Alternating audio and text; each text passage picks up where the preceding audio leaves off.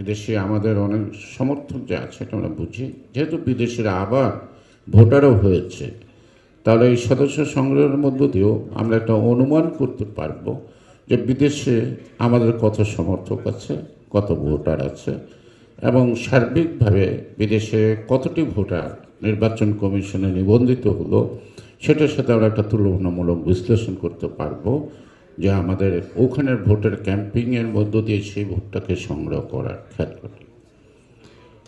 আর একটি যে জাহির সাহেব যেটা বলছে সেটা থাকবে, যে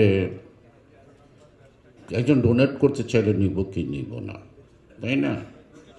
তো ডোনেট করতে চাইলে যে সরাসরি ডোনেট করে দেবে তা তো না। যে ডোনেশন যদি ভালো অঙ্কের দেয়, সে নিশ্চয়ই এটার সাথে যারা অপারেশনে থাকবে তাদের সাথে আগে একটু হাই হ্যালো করে নেবে, তারাই ডিসাইড করতে পারবে যে তার ডোনেশনটা আমি নেব কি নেব না। আর নর্মাল যে ডোনেশন আছে সেগুলো নিয়ে কিন্তু কোনো কথা উঠবে না, অর্থাৎ কোনো কলঙ্কিত জাতিগতভাবে আন্তর্জাতিকভাবে এমন কোনো মানুষের ডোনেশন যদি ওয়েবসাইটের মাধ্যমে বিএনপিতে আসে, সেটা একটা বিতর্কে পড়তে পারে। এটি বোধহয় জাহির সাহেব সাবধান করতে চাইছে। আচ্ছা, আমরা কাজটা শুরু করি। ভালো আছে মন্দ আছে, তো ডিসিশন ইজ অলরাইট।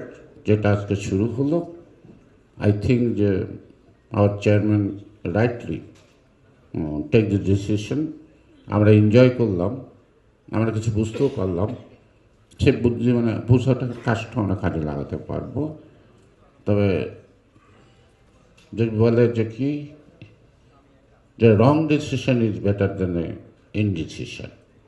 অর্থাৎ আমরা একটা ডিসিশন নেই, যদি কিছু রং ফেস হয় আমরা কারেকশন করতে পারবো।